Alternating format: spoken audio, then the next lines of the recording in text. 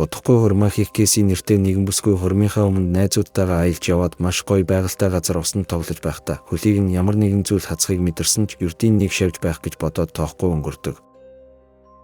Гэсэн ч Кэси аяллаасаа буцаж ирснийхээ дараа бие нь нэг л сонирн байгааг анзаарах бөгөөд түүний биеэр хачирхалтай улаан толбонууд туурч сонсгол нь хэд дахин сайжирсан байх ба тэр хідэн ханны цаадах яриаг хүртэл сонсож чадхаар болсон байдаг. Эхэндээ Кэси ч энэ бүхнийг хэтэрхий их ядарснаас болоод бие нь эмзэг мэдрэмтгий болсных байх гэж бодно. Гэтэл маргааш нь өнөөх хазуулсан шархан томрон идэлж Кэси ч идээгээ шахаж үзэхэд өтгөн ногоон шингэн зүйл урсан гардаг.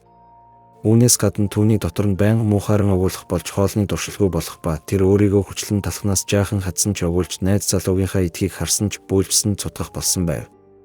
Хамгийн хачирхалтай нь тэр шингэн сас шиг зүйлээр бөөлжиж байжээ.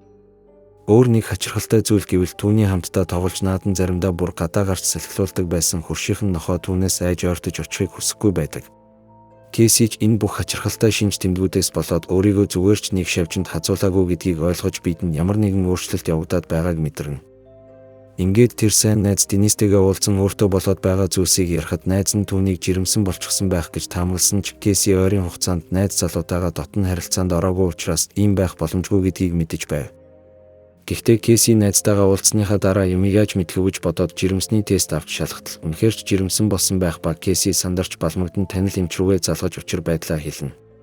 Эмч өмнө нь ийм хачирхалтай тохиолдолтой таарч байгаагүй гэдгээ хэлээд Кэсиг нөхцөл байдлыг илүү тодорхой болгохын тулд эмнэлэгт очиж үзүүлэхийг зөвлөдөг. Харин Кэси эмчийн зөвлөгөөг дагахын оронд эмийн сан орж баахан халдвараас хамгаалах юм тосон түрхлэг аваад хөлнийхөө хазуулсан шархан дээр тосыг түрхдэг. Гэтэл тэр дорой дотор муухарч бөөлжих ба энэ удаад зүгээр ч нэг шингэн биш харин бөмбөлөг шиг хэлбэртэй тунгалаг буурынхий зүйлсээр бөөлждөг. Энэ үйл явдал Кэсиг улам бүр айлгаж тэр шуудхан л эмнэлэг рүү залгаад үзлэхийн цаг авна. Утсаар ярьж дуусныхын дараа цонхоор тусан нарны туяа Кэсид хэтэрхий хурц санагдаж түүнийг тавгүй болгосон тул тэр ч хурдхан шиг хөшигнүүдээ хаагаад нэг л мэдэхэд дуг хийж орхидог. Ингээд түүнийг нойрноосоо сэрхэд шүн болсон байх ба Кэси том өрөөнөөс нь ямар нэг чимээ гарахыг сонсоод болгоомжтойхон явж очино. Гэтэл өрөөнийх нь гэрэл гинэд асаж сүйт залуу болон найзууд нь түнд төрсөн өдрийн гинтийн бэлэг барих бөгөөд Кэсиг юу ч хийж амжихаас өмнө гинэтл биес нь баахан шавжны өндөгнүүд нэрхийн гарч шалаарныг асгардаг. Кэси яхаа мэдэхгүй балмагдан зогсоход сүйт залуу болон найзууд нь ч гайхан зогсож байснаа удалгүй тэд өндөгнүүд дээр гიშгэн хагалж эхэлнэ. Тэр энэ өндөгнүүд өөрөөс нь гарсан учраас өндөгнүүдийг хамгаалахыг оролдсон ч найзууд нь түүнийг хамгаалах тусам улам бүр баясан хайрнааргүй хагалдаг. Гинэд Кэси бантай усан дотор цочин сэрэх ба үнэн хэрэгтэй саяны үйл явдал ердөө л хар дарсан зүуд байсан байж таардаг. Гэхдээ энэ зүуд Кэсид маш үнэмшилтэй санагдаж тэр сэрсэн хойноож айж чичирсэн хിവэр байдаг. Дараа нь Кэси биеийг нь салцсонгог бүрхэж өрөөнийхэн шалаарныг зунгаарлцсан шингэн асгарсны анзаар муу совин төрж унтлахын өрөөндөө очиод хүнжлөө сөхөж үзэхэд ороор нь дүүрэн шавжны өндөг байдаг. Кэси айж балмагдан тэндээс холдож толинд өөрийнхөө царайг харахад түүний нүрнийх нь арьс хүртэл өөрчлөгдөн хуурч эхэлсэн байх ба Кэси ч үүнийг хараад маш их шанална. Гэтэл гинэд хин нэгэн хаалгыг нь тогших сонсогдож Кэси хаалганыхаа дурангаар хартал ааш муутай байрных нь эзэн авгаа байх бөгөөд Кэси түүнийг явуулах гэж хичнээн оролцсон ч байрных нь эзэн авгаа явуулгүй хаалгыг нь онгойлгон орж ирдэг. Тэр Кэсигийн гэр эмх замбраагүй бохир байгааг хараад өглөж яншин түүнийг үг хэлээр доромжлоход сэтгэл санаа нь угийн тогтургүй байсан Кэси ч бие барих чадваргүй болж түн рүү уурлан дайрна. Ингээд тэд хэсэг тэмцэлцсний эцэст Кэси санамсаргүй амнаасаа хорт шингэн цацаж байрны эзэн авгаан нүрийг түлж улмаар өнөөх нь амьсгал хураадаг. Кэси өөрт нь чухам юу болоод байгааг ойлгохгүй айж балмагдан яхаа мэдэхгүй хэсэг сууж арайхийн тайвширсныхаа дараа өндөгнүүдээс нэгийг нь авч үзэхэд дотор нь шумуултай төстэй шавж байгаа харагддаг.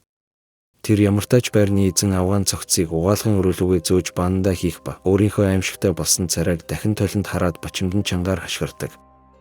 Энэ зур Кэсигийн сүйт залуу түүнтэй холбогдож чадахгүй байсан учраас гэрт нь ирэх бөгөөд тэр гэрийнх нь хаалгыг хичнээн тогшоод хинч хариу өгөхгүй байдаг. Эцэст нь Кэси найз залуудаа өөрийнхөө аимшигт төрхийг харуулахыг хүсээгүй тул худлаа шалтгаан зохион хэлж түүнийг явуулна. Дараагийн өдрүүдэд нь Кэси гадагшааж гарахгүй хинтээч холбоо барихгүй өөрийгөө бусдаас тусгаарлан өрөөндөө бүүгэх ба Кэсигийн сайн найз Денис түнд ямар нэгэн зүйл тохиолдсон байж магадгүй гэж санаа зовон гэрт нь ирнэ. Тэр хаалгыг тогшоод хинч хариу өгөөгүй тул өөрийнхөө нөөц түлхүүрийг ашиглан дотор шороод айж цочирдмоор дүр зургийг олж хардаг. Байшинг тэрчгтээ зунгаарлцсан сас чиг зүйлс бүрхэж хаасайгүй шавжны өндөгнүүд хөглөрөн хамар сэтлэм аимшигтай муухай үнэр ханхалж байдаг. Ингээд Денис найзыгаа буланд нуугдсан байгааг хараад Кэси дээр очиж юу болсныг асуун түүнийг тэрхэхэд Кэси ч сэтгэл нь хөдлөн уйлсан боловч Денис түүний аимшигтай царайг гинэд анзаараад цочин арга шухарна. Кэси ч найзаасаа түүнийг орхихгүй байхыг гуйн араас нь даахад түүний энэ үйлдэл Денисийг бүрч ихээр айлган тэр угаалгын өрөөрөө цухтаан орох ба цагдаа руу залхахаар утсаа гаргах зураа гинэд арга ширгэн байрны эзэн авгаан цогцыг олж хардаг. Ингээд түүнийг цагдаа руу залхахаар оролдож байтал Кэси ивчлэгдэхээс айж найзыгаа утсаар яриулахыг нь болиулах гэж оролдож байгаад санамсаргүй гараас нь ялгарсан хор найзынх нь аминд хүрч тэрч найзыгаа тэрвэн гашуудна. Харин энэ үеэр Кэсигийн өөр нэг найз Жен энэ бүх хугацаанд Кэсигийн найз залууд нүдэн шунсаар ирсэн тул тэдний харилцаа асуудалтай байгааг далимдуулан түүнийг урагтахаар оролдож тэд ч байрных нь гадаа машин дотор үнсэлцэн дотн харилцаанд ордог. Кэсигийн сонсох чадвар хэд дахин сайжирсан учраас тэр энэ бүхнийг өрөөнд дотроосоо олж сонсох ба Жен ичгчгүй найз залуутай нараар тавьсныхаа дараа түүнтэй уулзахаар ирдэг. Ингээд тэр өрөөнд ормогцоо өгүүлэн золтой л идсэн зүйлээ буцаагаад гаргачихдаггүй бөгөөд хэдийгээр тэр байшингийн энэ аимшигтай дүр зургаас айж байсан ч зоргоо чангалан Кэсиг хайна. Удалгүй тэр унтлахын өрөөндөх шавжны тор шиг зүйлд ороосон Денисийн цогцыг олж харан цочирдох ба түүнийг зүгтааж амжихаас өмнө Кэси ард нь ирээд ухаан алдуулдаг.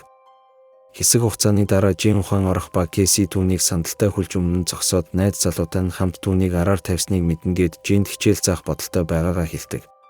Харин энэ үеэр Жэнийг буцаж ирэхгүй болохоор санаа зовсон Кэсигийн найз залуу тэдний гэрт ирэх бөгөөд түүнийг хаалган дээр иртэл Жэний хашгирах дуугарч залууч сандран дотогш ороод харсан зүйлдээ балмагдан цочирдно.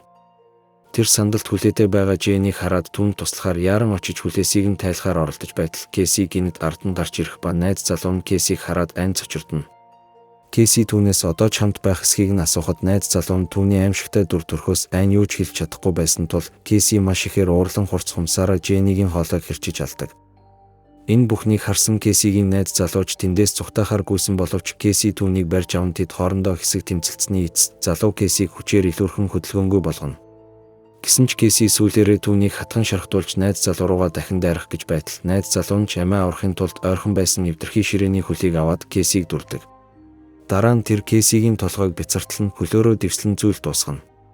Ингээд тэр гуйж давсаар Кэсигийн гэрээс арайхийн гарч утсаа гарган цагдаа нарт дуудлага өгөх гэж байгаад ухаан алдан унах ба цагдаа нарыг 7 хоногийн дараа Кэсигийн ирэхэд Кэсигийн найз залуугийн биеэр дүүрэн шавжны өндөгнүүд үүрлсэн байдаг. Улмаар өнөөх өндөгнүүдээс аврах том шумуулнууд гарч ирээд цагдаа нар руу дайрах бөгөөд кино төгсөх үед гадаа гүйж байсан хоёр охины нэгийнх нь хөлийг аврах том шумуул хазж байгаагаар кино төгснө.